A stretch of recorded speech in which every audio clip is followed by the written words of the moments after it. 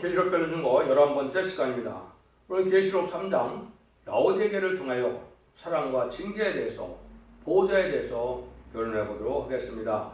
라오디게를 통해서는 아무리 모든 일이 부족함이 없이 부유하다 해도 영적 활동이 없다면 아무 소용이 없고 남은 교회가 될 수 없으며 제레미들을 영접할 수 없다는 것입니다. 그래서 기독교는 성령의 역사가 있어야 되는데 성령의 역사가 없다면 아무 소용이 없다는 것입니다. 14에서 15절입니다. 라오디게 교회 사제에게 편지하기를 아멘이시오 충성되고 참된 증인이시오 창조의 근본이시니가 가라사대 내가 네 행위를 아노니 내가 차지도 아니하고 더없지도 아니하도다 네가 차든지 더없든지 하기를 원하노라. 주님은 바로 아멘이시고 충성되고 참된 증인이시다 이렇게 말씀하셨죠. 주님 하나님 앞에 오직 순종하시고 또 주님이 죽기까지 순종함으로 충성한 지를 다해서 만왕의 왕이 되신 그런 분인데 또 창조의 근본이시다 이렇게 말씀하셨습니다. 잠언 8장 31절 32절에도 보면 내가 그 곁에 있어서 창조자가 되어 날마다 그의 기뻐하신 바가 되었으며 항상 그 앞에서 즐거워했으며 사람이 거처할 땅에서 즐거워하며 인자들 기뻐하였었느니라. 하나님께서 창조할 때 주님을 통해 창조해서 내가 그 옆에서 창조자가 됐다 이렇게 말씀을 했죠. 잘 아시는 것처럼 요한복음 3장 1장 1절 3절에 보면 태초에 말씀이 계시니라 이 말씀이 하나님과 함께 계셨으니 말씀 곧 하나님이시라. 그 태초에 하나님과 함께 계셨고 만민이 그로 말미암아 지은 바 되었으니 지은 것이 하나도 그가 없이는 된 것이 없느니라. 주님은 창조의 근본이다 이렇게 볼 수가 있고 주님으로 말미암아 천지를 창조했다는 것을 말씀하셨는데요. 근데 지금 이 교회에 대해서 가장 화려한 교회이기도 하지만은 인간의 기본으로 볼 때는 부족함 없는 교회이기도 하지만은 영적으로 아무런 역사가 없는 교회이다 이렇게 볼 수가 있죠. 그래서 이것은 역사도 없고 마귀 시험도 없고 핍박도 없는 그런 교회인데 아무 영의 역사가 없다면 이거는 소용이 없는 교회다. 세상 단체나 다름이 없는 교회다 이 말이거든요. 재미를 영접하려면 이제 심판형과 소멸형을 받고 말씀의 불, 이제 심판의 불을 이걸 받아야 되는데 이런 불 받는 것이 없다는 것이죠. 그래서 변화 성도는 남정마의 정에 부어주는 7능의 완전 역사를 받아야 되고 새시대 가는 백성들에도 심판형과 소멸형을 받아서 피까지 정결게 되는 거룩한 삶을 살아갈 수 있는 이런 교회가 되어야 되는데 이런 성령을 받는 역사가 없다는 것이죠. 그러면 하나 앞에 이제 별 소용이 없는 그런 일이다. 여러분들이 로마서 8장 9절에도 보면 뭐라고 그러십니까? 하나님의 영이 그리스도의 영이 너에게 없으면 그리스도의 사람이 아니다 이렇게 말씀하시죠. 그런 것으로 기독교는 반드시 성령을 받아야만 하나님의 백성도 되고 하나님의 종도 되는 것인데 성령의 역사가 없어서 세상 단체와 같다면 아무리 큰 조직을 가진 교회라도 재림을 영접할 수 있는 그런 교회는 못 된다 이렇게 볼 수가 있습니다. 그다음에 이제 차지도 덥지 않는다 이렇게 책망하시는데요. 16절입니다.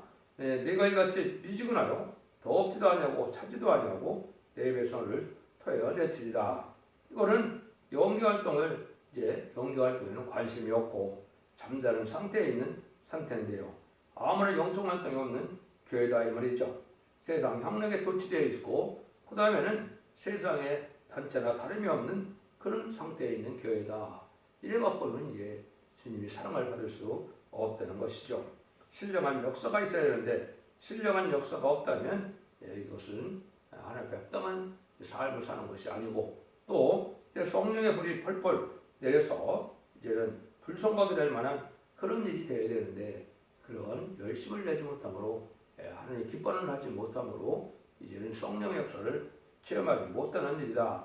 그래서 이제는 소금도 짠맛이 없으면 소용이 없었던 것처럼 예수도 예수의 성도도 성도의 맛과 향기가 없다면 그리스도의 향기가 없으면 소용이 없다는 것이죠. 포도로 보일 때도 포도의 맛이 변한다면 맛이 칩이 좋지 않다면 이 포도의 가치가 없다는 것이죠.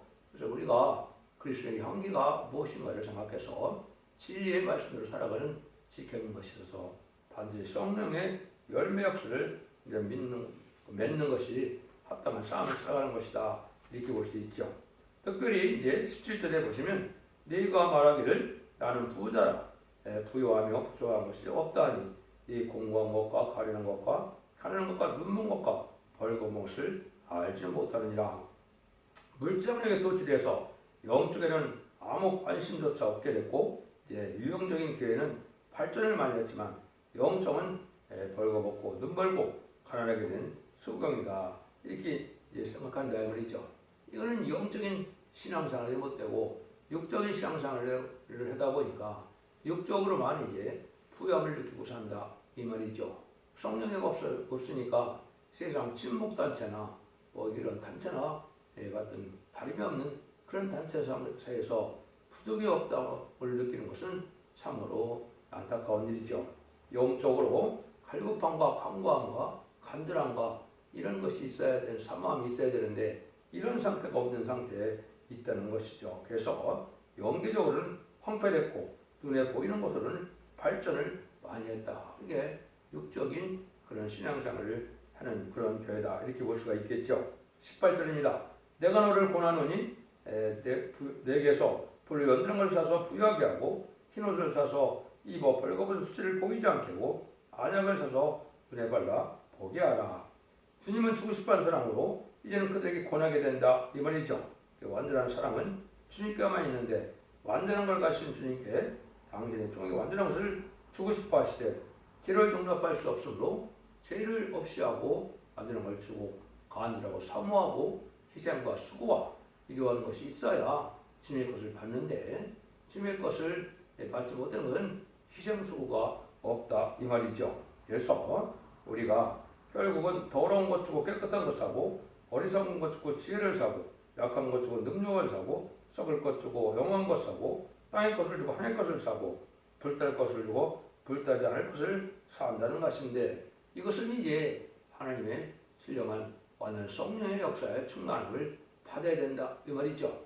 근데 가만히 있다고 주는 것이 아니는 거죠. 그래서 주님을 기쁘게 하시는 일을 열심히 사모한 마음으로 희생 수고로 해서 이런 열심을 내야 그러한 영적인 부유함을 많이 느끼게 되는데 그걸 못 가졌다 이 말이죠. 그래서 또 이제는 신앙의 방해가 되는 세상 것들을 자꾸 끊어야 우리가 하나님의 것을 받을 수가 있는데 세상 것을 너무 사랑하고 세상 것을 마음이 든든하다면 성령의 역사가 들어갈 틈이 없는 것이죠. 이래갖고는 이제 아무 성이 없는 교회가 돼서 가난하고 헐벗고 캄캄하고 눈먼지조차를 모른다 이 말이죠. 그래서 영적 활동이 활발하게 있는 그런 교회가 아니다. 이걸 우리가 볼 수 있다 이 말이죠.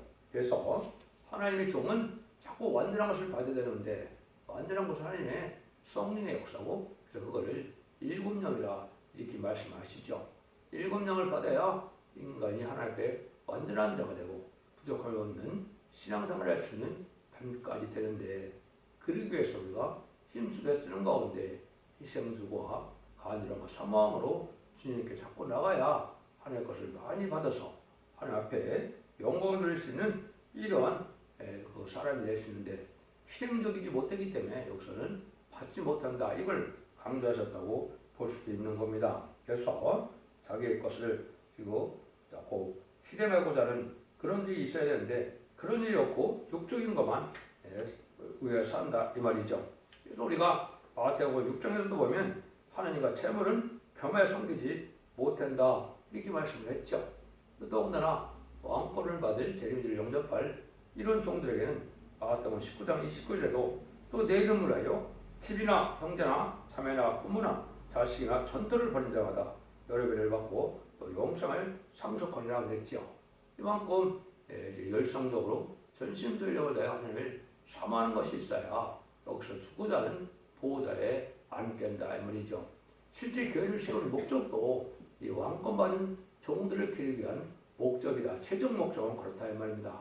물론 하나님의 백성을 일으켜서 하나님의 나라를 이루기 위한 것이 교회를 세우는 목적이지만 하나님의 더 중요한 목적은 그 중에서도 왕권 받은 종들이 나오게 하는 것이 하나님의 계획을 세운 목적이다. 이렇게 있는 힘을 내요 자기의 희생적으로 하는 것이 왕권 받을 종이 된다는 것을 우리가 알아야 된다 이 말입니다.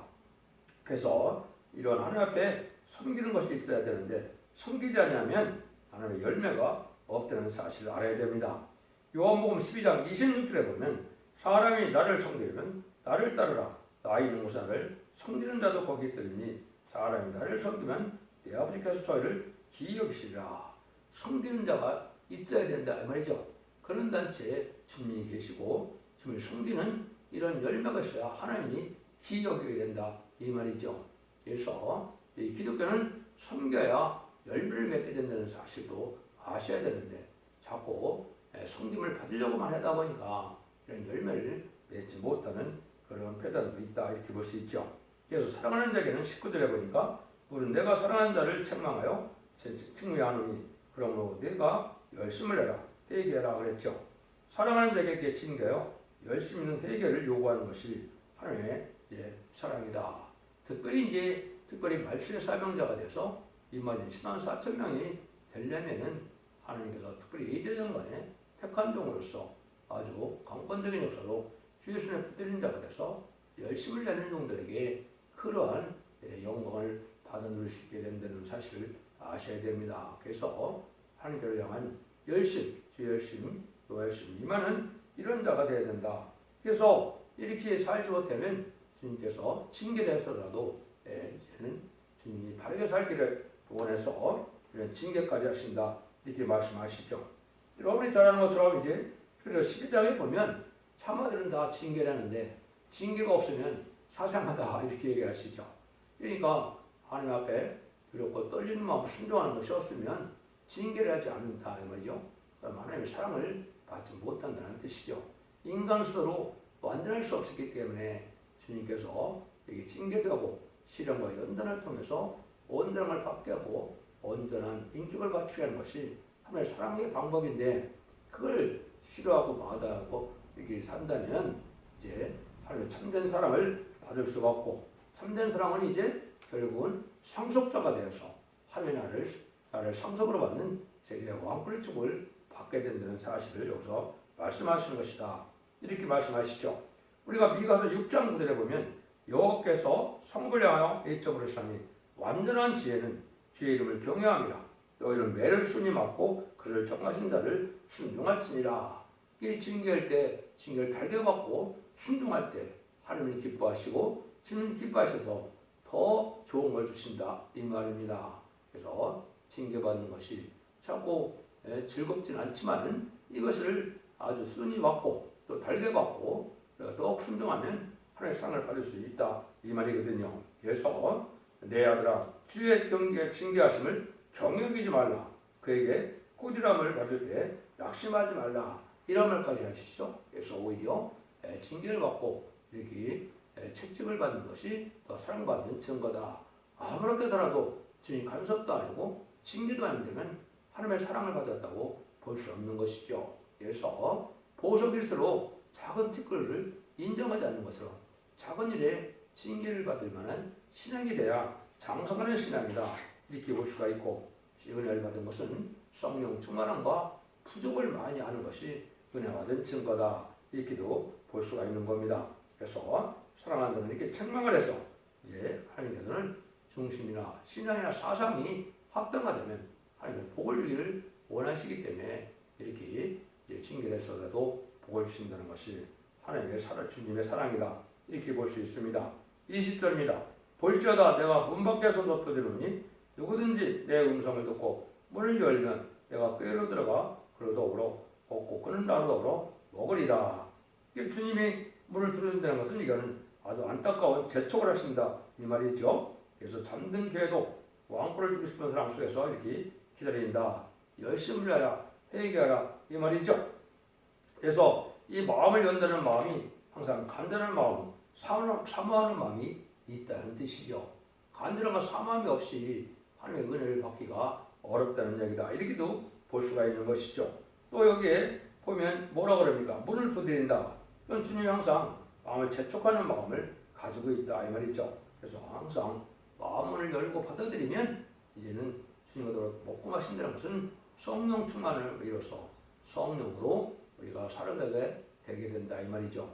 이래야 장성한 믿음의 분량이 이뤄서 결국은 주님께서 이제는 상속자로 삼아서 세세 왕권을 축복받는 변성도판이라도 들어갈 수 있다는 뜻이 내포되어 있다 이렇게 볼 수 있습니다. 그것이 이제 21절 22절에 그 말씀 아시죠? 이기는 그에게는 내가 내 보좌 앞에 아여 주기를 내가 이곳 보좌에 앉은 것과 같이 하리라. 기는 자는 성령이 교대에 가실 말씀을 들을 자다 그랬죠. 예수님이 만왕의 왕의 보좌에 이제 하나님 보좌 우편에 앉아서 만왕 왕이 되신 것처럼 우리도 하나님의 나라에 이제 분봉왕이 되도록 보좌에 앉기를 원하는 것이 주님의 사랑이다. 그런데 이기는 자가 되어야 된다 이거죠. 지금까지는 예수를 믿어서 우리가 예수 믿고 충성받아 영원권을 받는 은혜 시대였지만 이제 이기는 자가 되어서 죽지 않고 새 시작하고 주장을 변성차라요 세세 왕권의 축복을 받는 때가 재림주가 올 때에 복이라는 사실을 아셔야 됩니다. 이 시대는 이런 것을 읽고 듣고 지켜서 원죄자분들 해결받아야 죄를 용서할 수 있다는 사실을 아셔야 되고 계시록은 몰라도 되는 것이 아니고 재미를 용접하려면 반드시 알아야 마귀의 미혹을 이기고 마귀의 미혹을 분별할 수가 있는 것이 하나님의 영적인 원리인 겁니다.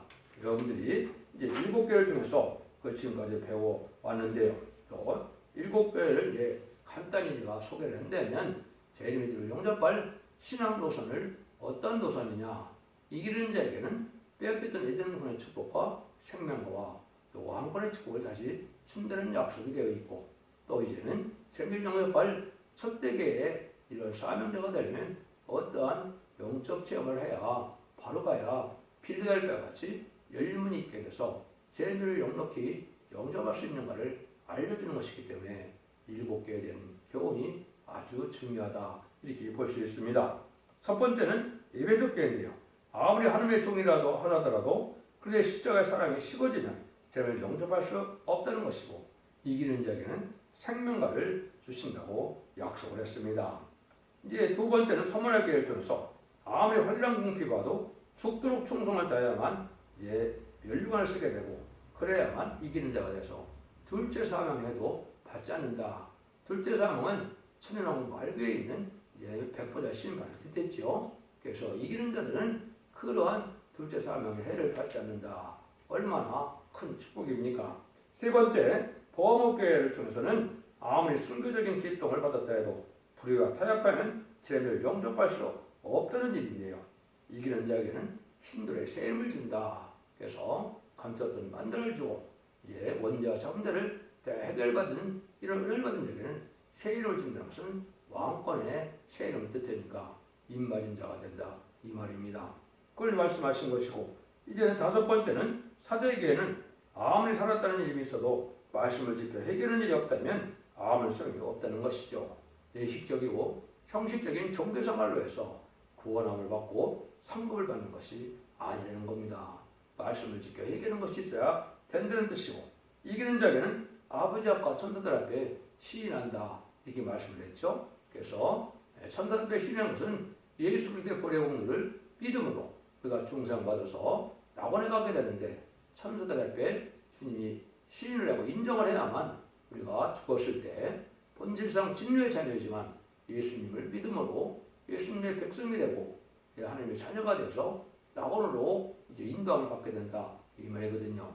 그 다음에는 말씀 등고를 이겨서 완전별에 이루는 종의 교리를 듣고 원죄자원자를 다 해결받아야만 이제 아버지 앞에 시인받는다.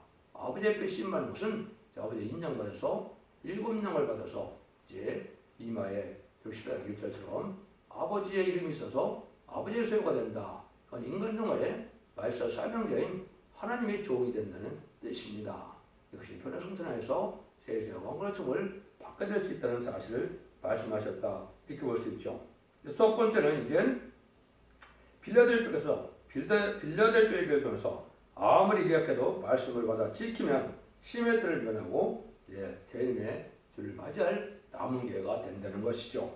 이기는 자에게는 왕권의 면령을 받고 성전에 이름이 기록되는 영광까지 누리게 된다. 이렇게 되어 있죠. 그래서 새를 영접할 수 있는 교회의 표상이 바로 열리는 문은 이러한 필요될때로 하늘로부터 진액이 내려오므로 완전한 열매를 맺어서 세자 왕권의 축복을 받을 수 있는 것이 된다 이 말입니다. 여러분들이 이 신앙론을 잘 분별하고 찾아서 이런 필라델피아의 사자에게 또 필라델피아에 속해야 이것이 첫 대계의 예표인데 첫 대계에 들어와야 이러한 축복을 받을 수 있다는 사실을 아셔야 됩니다. 지금 말씀하는 라오디게아 교회는 아무리 모든 일이 부족함이 없다 해도 영적 활동이 없어서 성령 충만함을 이룰 일이 없다면 쟤네를 영접할 수 없다는 것이죠. 그래서 이제 주님께서는 사랑하는 자에게 징계를 해서라도 이제는 왕권의 상급을 받기 위해서 보호자와 함께 안기를 원하는 것이 주님의 주고 싶어하는 상입니다. 이렇게 여러분들에게 말씀을 드릴 수 있는 겁니다. 그래서 이제 종합적으로 말한다면 이제 주님의 책망을 우리가 잘 고쳐나가고 주님이 기뻐하는 일을 열심히 해서 성성한 지를 다하여 이제 왕권의 상급을 받을 수 있는 이기는 자의 편에 들어가시 주님의 주고 싶어하는 사랑의 완성이다, 한계다 이렇게 볼 수 있죠. 그래서 우리가 7개를 통하여 신앙을 잘 점검하셔서 이제는 영혼권의 시대가 아니고 영육권의 권의 시대고 원죄점 들어가서 가족적인 권으로 단체적인 권으로 자선마한대 축복을 누리는 그러한 시대가 세례미조가 올 때인 것을 아시고 이제는 삼삼년에 들어갈 날이 지금 임박할 때 우리가 살고 있다는 사실을 아셔서 이제는 신앙 준비를 잘 하심으로 이제 등불 준비, 기름 준비, 생업권 준비를 하여 주님을 영접함으로 자선마한대 축복을 누리는 복된 종들과 성도님들 다 되시기를 예수님으로 간절히 축원드립니다. 아멘.